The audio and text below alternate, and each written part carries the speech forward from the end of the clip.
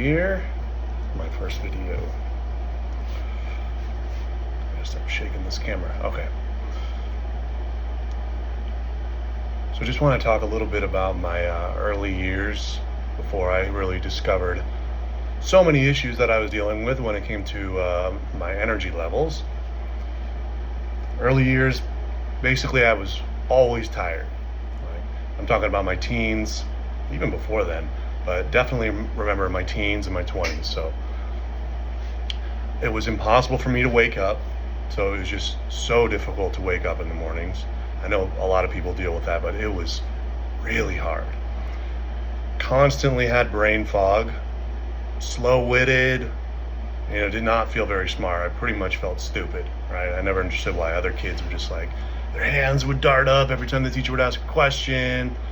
Grades were good. My grades were always pretty mediocre, I would say. They weren't horrible, but sometimes they were. I lacked motivation. I completely lacked focus. Started struggling with depression into my teens. So that was kind of like the early years of this, but always tired. But I never really knew I was tired. I just took it for granted. I just figured it's just the way it is. There's something, for some reason, I can't handle it like the other kids or the other people can, right? So tried to start lifting weights, and I definitely got some tone and all that, but I really struggled to put on size, any meaningful muscle. Struggled with building strength. And then I just always had issues with endurance, like cardiovascular endurance. Other kids I say kids because I'm kind of going back to school years and then even later years in my 20s when I would play basketball. But I mean, even kids that weren't even into basketball would during PE would play, and they weren't even athletes, but they seemed to have better endurance than me, and I played all the time, and I was just like, why the fuck do these non-athletes, people that never exercise or do anything, just automatically have better endurance than me? And I work at this all the time. I was playing basketball all the time, and yet my endurance would just never improve, never. So, at least not measurably, anyways. So that was the teens, and then 20s. By the time my 30s rolled around, I was working in the fitness industry and still struggling to put on size. I was always under 200 pounds. I'm 6'4". And then eventually I got into doing a little bit of the steroids. So, it was around me. I was in the world, and that whole fitness world, and you look for the biggest guy in the gym, and you're like, dude, what do I do? And then he's like, I got a secret, and then you go out back and start making your little purchase without any education. You trust the big dude, right?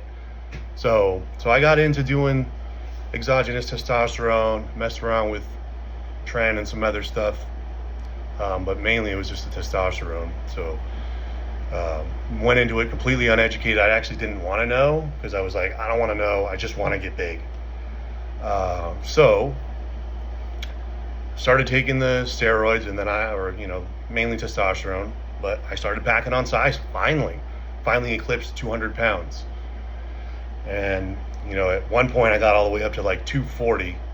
I wouldn't say I was super lean. I would say when I'm lean and on the juice, I was probably 215, 220, whatever.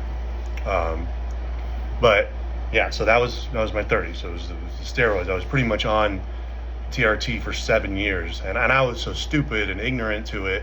I thought that it was just oh yeah, cool, it's adding to my normal testosterone, so it's just stacking on top. It wasn't until years later when I finally decided to research that. I'm like, it doesn't do that. It shuts your natural levels down, and then you're just replacing it. So eventually you might have that high, but then it kind of levels off the longer you take it, and now you're just at normal levels that you would have been at anyways.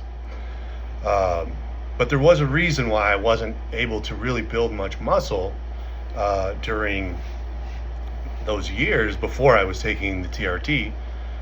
And there's a reason why the TRT actually did help me build normal levels of muscle. And I'm talking normal levels. I was not huge, but normal levels of normal for someone who's working out a lot and lifting a lot. So, I look jacked, but not like a roid user. No one would ever guess that I was. I just looked like a dedicated individual. And for being 6'4", I was like, hey, cool, this works for me. I don't need to be huge, but I wanted to be pretty bigger. And then I also started taking Adderall.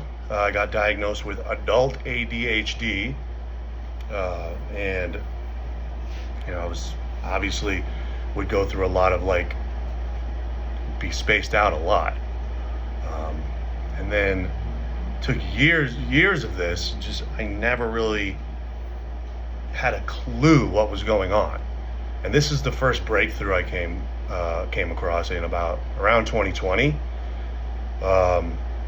It was concerning my sleep. Now, this wasn't the cure, because I've had a lot of things that I've overcome to get to where I am today when it comes to my energy levels. But this was the first one. So this kicked off, the hunt for figuring things out for my health.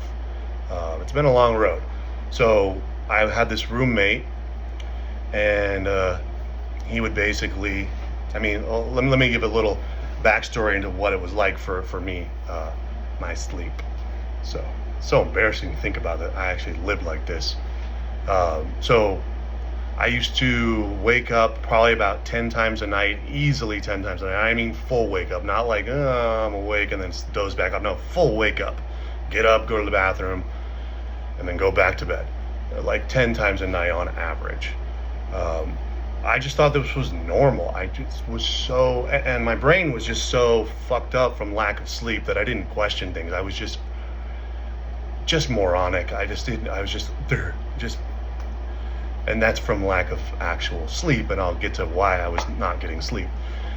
So wake up 10 times a night, morning, snooze till the last possible second. I did this for years, and I always just thought, man, I am some kind of fucking pussy.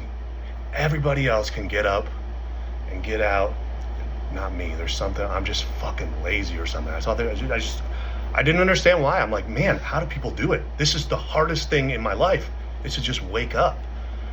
And I never understood why I couldn't do it.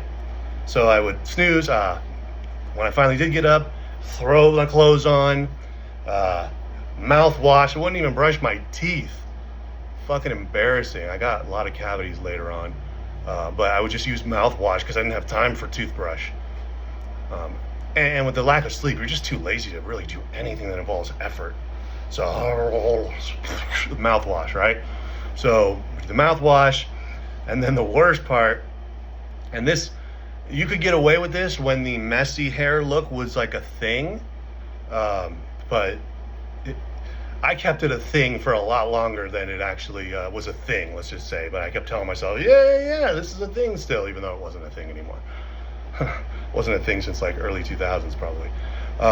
So I would just reanimate the old gel in my hair from the days prior. So I just go to the sink, get some water, and just yeah, it looks like I did something, right? But really it's just old gel that I rehydrated, and it looks kind of wet. So hey, look, he did something. His hair looks wet. So I thought if my hair looked wet, that meant that I tried. Oh my God, I remember I looked like fucking dog shit. My beard looks nice right now. Yeah, it did. No, it did not look like this. It was just like facial hair. I thought, oh yeah, I got kind of a scruff. Looked like fucking shit. So anyways, scruff everywhere. It looked like I just woke up. The hair, thinking, oh, it's wet, so I must look like I styled it, but really it just looked like a fucking mess. And so that's how I looked. And then I would drag my ass into work 20 to 40 minutes late sometimes. I don't know how I got away with being late like that all the time, but I was always fucking late. Now I battled lateness later on, but that was I could have controlled it. But back then I could not control it. So just because I was just so fucking tired.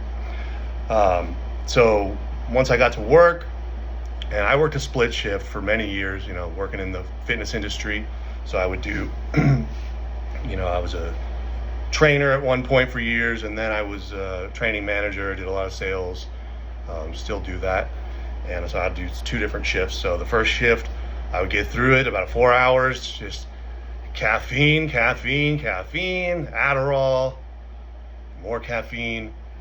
And by the time my first shift's up, instead of like working out, which what everyone else, all my other coworkers would do on their big break, because we had like a 3-hour break, everyone else would be working out. I would be like, God, I wish I could be like everyone else and work out right now, but I can't survive the second half unless I go home and take a nap. And I did this for like 10 years. So I would go home and take a 2+ hour nap after having all the Adderall and caffeine, and I still just knocked right the fuck out. No matter what, all the stimulants, and I could just pass out for 2.5, 3 hours sometimes. And then I wake up from my second half, and same as the first half, snooze, last second, drag my ass in for the second half, repeat, looking disheveled as fuck, and 10 years of this shit. So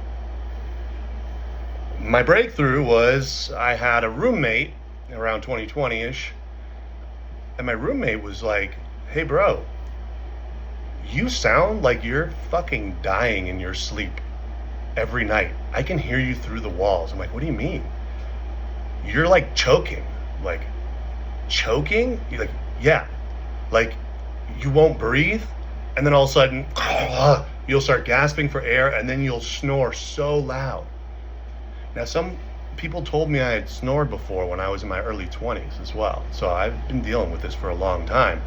But it was extra bad, especially taking apparently the weight I'd put on too with the testosterone, which I still wasn't that heavy, but it made it significantly worse to the point where other people could hear it through the walls now. So he's like, yeah, bro, my uncle has sleep apnea, and you sound just like my uncle. I'm like, sleep apnea? I'm like, I mean, I've heard of it, but I don't even know what the fuck it is, to be honest. He's like, no, yeah, dude, you have it. You should get checked. Like, honestly, he got checked, and he got treatment for it, and it changed his life. I'm like, changed his life, huh? And then I started thinking about it. I'm like, wait, is there a reason why I'm so fucking tired? Why I'm not normal? Why I can't achieve like other people achieve?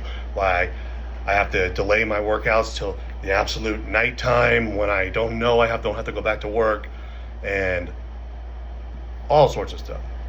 Now, when you even, the more I learned too also about hormones and everything like that is, if you have sleep apnea, especially if it's severe, your fucking testosterone gets fucked by that. You can't put on any fucking real muscle if you have sleep apnea that's untreated. And I was like, holy shit. Could this be could this be the cause of like all these issues? So I got a sleep test done. It was one of the ones where they sent you the equipment and then do it. So I got the stuff, did it, sent it in, and then they sent me the results. And my results were like over 30 apneas per hour, which is considered very severe. So basically, I think it was like 35 apneas per hour or something like that, maybe more, I don't know. It was bad. So basically, I would never get into REM sleep or deep sleep. Never. Like, I mean, sometimes, but anytime I would get there, it just kicks you right out. So I immediately got, okay, they sent me the prescription, they sent me the gear, I got CPAP, all that stuff. And I started wearing it. It took a little getting used to in the beginning, but then I was like, holy fuck, I can wake up now. What? I can wake up now. Oh my God, I don't need a nap. Now, this little journey got put on pause because March happened in 2020 and then pandemic hit. And I worked at a gym, so my job shut down. And and I was in Silicon Valley, Still am technically right now, but I'm about to relocate out of California, thank God. 3 more weeks. But in Silicon Valley, everything shut down. Man, they were COVID happy here. The whole world. This whole world here, this little bubble was completely shut down. So I didn't go to work for like 9 months. Crazy, right? 9 months. So I had just, started doing my treatment, but now all of a sudden there was nothing to do. But I'd also abruptly discontinued my Adderall because I didn't think I needed it anymore, because I was like, hey, I'm getting real sleep now. And I didn't understand. In hindsight, I get it now, but I started having like the withdrawal effect from it, and I didn't know because I was on it for years. So I just was suddenly just exhausted, and my sleep got all fucked up, and my motivation crashed because my dopamine was fucking in the tank. But I didn't even know why. Like I say, before the sleep apnea treatment, I just didn't have the brains to do research. So my knowledge in every area of life just vastly improved once I started actually getting oxygen at night. So, but 2020 hit, and I was in withdrawal state from abruptly quitting the Adderall. And then I also just didn't use my sleep mask because I was like, what's the point? And I didn't use it because I had no schedule anymore, and there was just no sign of anything opening up here in the Silicon Valley. So I got kind of depressed, and I didn't treat the sleep apnea, which made my energy get worse and worse and worse. So I was also off the Adderall, dopamine in the floor. I wasn't doing any exercise at all. I completely stopped working out. So I plummeted. I just felt like shit. I was still taking my TRT though, because I was like, I don't know if I could stop this stuff. I'm not working out. I'm not doing anything. I'm scared to stop. So whatever, I kept taking that. And then I would literally just lay in bed all day and play video games and watch YouTube. That's all I fucking did for 9 months during pandemic. So let's just jump ahead. Once pandemic was done, we got into the 2020s, 2022-ish. And I, was doing my treatment again, had to get my circadian rhythm reset from all that shit, but let's just skip all that. So I'm doing my treatment, I'm feeling so much better, but I still had the issue of the TRT and getting off of that, because I was like, I know I don't need this anymore. And then I found out, the girl I was dating at the time, we found out that shit fucks up your fertility, of course. I didn't even know that, but then I was doing all sorts of learning and research. I'm like, holy shit, I gotta stop this stuff.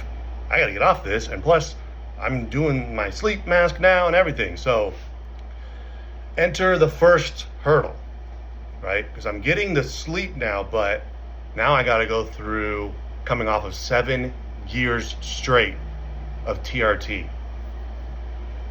That was a fucking nightmare. Oh my God. So I tried to come off on my own first, and I went to the same jack off that sold me the stuff and 7 years prior to get help coming off. God, his advice was fucking trash. I'm not even gonna really get into the details, but his advice was so bad. My testosterone plummeted just through the floor, complete crash, panicked, was getting all this anxiety, had zero energy. I couldn't function. So I pinned and went on like half the dose that I normally did just to try and level up, but I was still feeling like shit because it was like half the dose anyways. And then I didn't want to come back on a full dose because I wanted to figure out how to get off of this. So I started taking a little bit more again just to sort of level things up. And then I went into my local Sutter Health, and I asked to speak with an endocrinologist, and they're like, well, the newest, soonest appointment is a few months out. So I'm like, okay, well, can you just tell him this? And I'm like, I have been using testosterone. I've been buying it from some gym bro. I don't want to do this anymore. I need help. I want to get off of this shit. I need help. And he got the message, and he booked me for the next week. So he's like, they don't want to know that they're leaving someone buying street drugs, basically. So he accommodated me and got me in early. And then, so, this is like April of 2022. So this is like 3 years ago now. And so I go in and I told him, hey, I've been kind of tapering off, so I'm on a really low dose. And then he's like, all right, we'll continue to taper off, and then I'm going to put you on Clomid. So he put me on Clomid, to kickstart your natural levels again, get that signal sent again, and that way I can, hopefully recover from this. 7 years, right? So I get on the Clomid, still feel like dog shit. And then 3 months later, I go get a checkup, and testosterone is up to about 460 or something like that. So I'm in the 400s, mid 400s, which is considered the normal range, but technically that's actually still kind of low. But I'm like, okay, it says I'm normal, but why do I still feel like I have zero testosterone? I don't get it. And the doctor's like, well, maybe there's other stuff going on. So anyways, a few more months go by. Then we're in August. August was a bad month. My mother died that month, August of 2022. So I'm sure that wasn't good for the testosterone and the recovery. And the horrible insomnia I was dealing with because of the hormonal shit. So got my levels checked. August was when I was at the 400s and mom died, all that. So, but let's just say we skip ahead to about another 6, to now we're at month 6, and that's when my testosterone is over 800. So it's freaking high. It's high end of normal. And 800, I still felt like shit. And I was like, why do I still feel so tired? And then the doctor's just like, oh, well, you should get other stuff checked. Da, da, da, da. So I'm like, hey, is it the Clomid? Perhaps? Is it the Clomid? You're like, no, never had that issue with anybody before. I'm like, what the fuck? So then I did my own research, which, they love when you say that, right? But this doctor ended up being completely wrong, because what happens is the Clomid increases sex hormone binding globulin, which occupies the testosterone molecule and does not let it be used. So your free testosterone is garbage. Yeah, your total T is high, but your free T is low. So I learned that by doing my own research, that okay, this medication is making me feel like I have low testosterone. It's giving me hot flashes. I feel like a 60-year-old woman in menopause. So at least that's what I think that they feel like. Anyways, so I go in, I'm like, hey, look, I want to come off of this. Can we explore a different option to continue my post-cycle? Because I'm on the mother of all post-cycle therapies here. Like, ridiculous, right? So he starts pulling me from the Clomid, and I start feeling better, but the testosterone's still not there, and I'm still infertile. So he suggests me to get on HCG, more expensive, but different effect, right? So I get on the HCG, and I feel pretty good on that. I asked him to do my total T, or my free T and total T after I've been on HCG for a while, and it's looking good. I'm in I think I'm about like a 700 range, and then the free T is high, so I'm feeling so much better. Now I was on a high dose of the HCG, so it's not optimal, it's not ideal for energy levels and complete, but it's so much fucking better than the Clomid. So, smash cut. Let's just jump ahead on this quick story. I finally finished my post-cycle. It's been 3 years. I started getting on a lot of the herbal remedies, just supplements for testosterone. I feel amazing. I know my testosterone's high now. I'm about to get it checked, but I can feel like it just feels high. The erections are freaking solid, literally. And just all the signs that the testosterone is good, and I'm not even on anything anymore, on no post-cycle, nothing. So that was my first thing right there. Now, most people aren't going to have this issue. That's fine. But I just wanted to tell a little bit about my story. Now, the next part was really important, and I bet there are a lot of people out there that have this problem that don't know it. The sleep apnea is a huge one too, because there's probably so many of you out there that have it and you have no idea. Even if it's mild, it's still fucking up your energy. Get checked. But for some reason, I still struggling, like athletically, muscle wise. I'm not taking shit anymore. I wasn't taking anything anymore, and I was still struggling with it. I could not last long. I wasn't recovering well, even though I was using my sleep apnea mask and I was feeling decent. So I started doing more research, and I know that I've had nasal breathing issues for a very long time, namely this side. So I could not breathe out of this side of my nose, and I started looking into it. I learned about mouth breathing, and when you mouth breathe, you don't get like the nitric oxide, CO2 levels are off imbalanced, all sorts of stuff. And then I went down that rabbit hole, started learning about the people who are mouth taping. And so I was like, oh man, I'm mouth breathing. I always mouth breathe. So I tested out the tape, and I was like, oh my God, I can't breathe. Deviated septum severely. So I was like, I cannot breathe out of my nose. I need to figure this out. I wonder if I have a deviated septum. So I went in to my regular doctor, and she's like, oh, don't see anything that doesn't look like a deviated septum, but I'll refer you. God, no offense if you're an MD out there, but some of y'all, holy shit, you're way the fuck off with things. So anyways, I got my referral to the ear, nose, and throat doctors. And then I remember Dr. Fan, bless his heart, guy saved my life. He's like, oh, wow, you're what we call in the industry jacked. I'm like, really? He's like, oh, yeah, that's bad. I'm like, are you serious? I'm like, the MD said it didn't even look like anything was wrong. I'm like, yeah, well, don't trust them.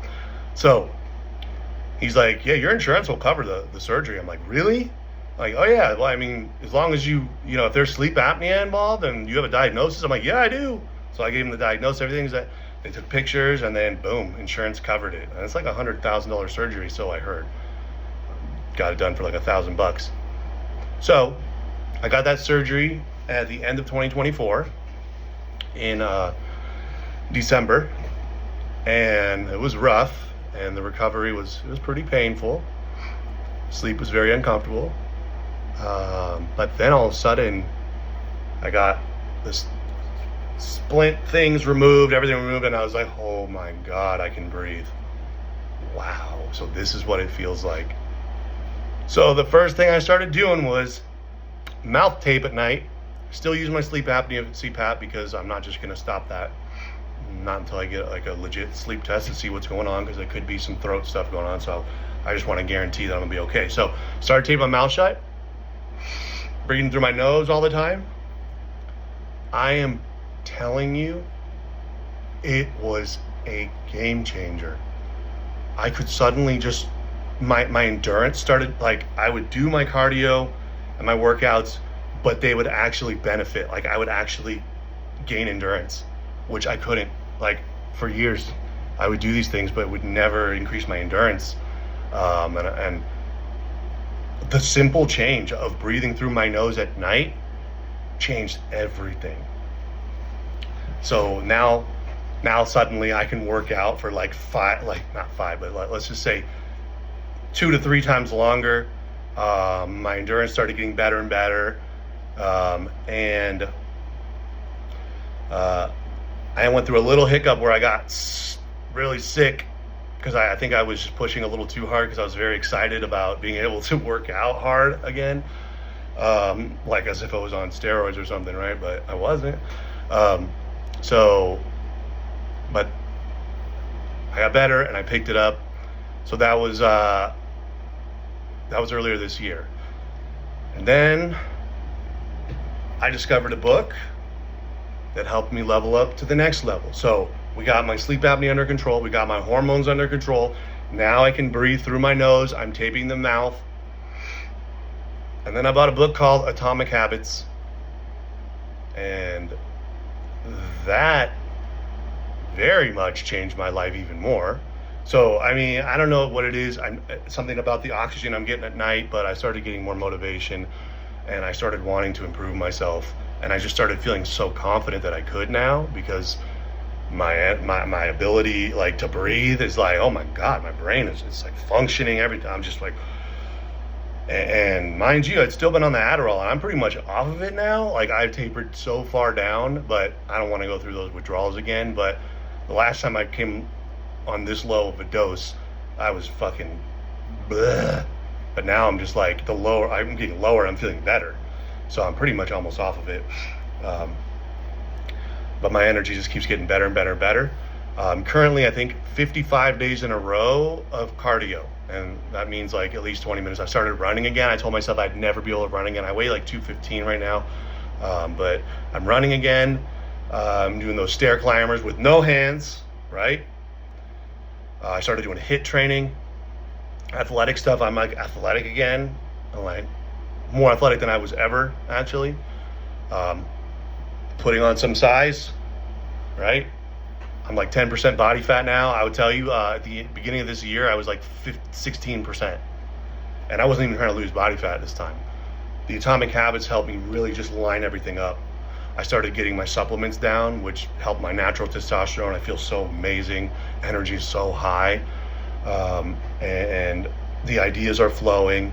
I cut out the first thing I did with the habits. I realized it's like, look, I want to be successful. I really want to create a YouTube channel, a fitness brand. And every time I saw myself making changes, I would always end up reverting. And then I realized I know what it is now. And I don't know why my brain couldn't see this before. It's distractions. So my first thing that I did was I took my Xbox controllers, I brought them to work and put them away in a drawer so I couldn't touch them. I removed every entertainment-based YouTube channel from my feed. I removed everything unless it's motivational or educational or fitness related. I got rid of it all. I got rid of all my streaming services because I had a problem, obviously. I was very addicted to TV, just watching movies and shows and just wasting time. And since I did that, that's when I went on my 55 days in a row so far of cardio. My habits are, I finished the book, Atomic Habits. I've never finished a book in my life except for Ralph the Mouse when I was in like 4th grade. That's the only book I ever read. And I'm come to think of it, I'm pretty sure my mom and I both read it together. So I didn't actually totally read that book. So yeah, Atomic Habits was the first book I finished about a month ago. So I encourage everyone who watches this to pick up that book and read it. Read it, finish reading it, and apply the concepts in that book. I promise you it works. And now I'm reading other things. I'm creating a fitness brand. I've had some hiccups in my life though, because anytime you try and level up, they say that things are going to come to try and knock you down. And I've been going, long story short, I had to quit my job recently because I'm going to relocate, start over due to, stuff that was interfering with my path where I was. So I didn't want someone else dictating what my path was, so I took it into my own hands. And stay tuned, because I'll be talking about that in the coming weeks, because I have 3 more weeks here before I relocate to my new life, my new home. I'm not going to say where it is yet, but stay tuned. And that's a little bit of why I'm here is because there has to be so many people out there that are dealing with energy issues. I got a lot more things that I'm going to want to talk about on my journey, because these are just the main things. But there's a lot of other things I did have to tap into to get to this point, and I'm not satisfied yet. I want to have the most energy of anybody. So I'm still on my journey. I'm 1,000 miles from where I was 2 years ago, and my energy, people they see it. I feel pretty damn amazing, but I feel like I could feel better, and I'm still on this journey. So while you're here with me, if you start following me, you're going to see me stumble across more things, because I am on an endless quest to become the energy guy, you know, and that's my journey here. So my channel is going to be talking about that. It's going to be chronicling my life journey. I want to help as many people as I can figure out what's keeping their energy low. I have fitness programs. The company I'm going to be working for the gym as well. So if you're like, local in the area that I'm going to be at, which I will eventually let everyone know where I'm going to be located, you can actually come join that gym, and I can get you set up on a plan there. If you're not local and you want some online coaching help, I have a 12-month program that I am developing right now. I'm almost done with it. I filmed all the videos and I'm just finishing the programming up. It's inspired by Mike Boyle. Look him up. He's really good. I've kind of put my own spin on it too. Not that I reinvented anything. I just kind of wanted to make it a little bit my own. So fitness programs, you can have it for free if you want. Just follow me. If you want some coaching, obviously, you send me a message, or you can hit me up on Instagram. It's Fit.For.Energy. So that's my Instagram, and I'll be getting everything all set up there.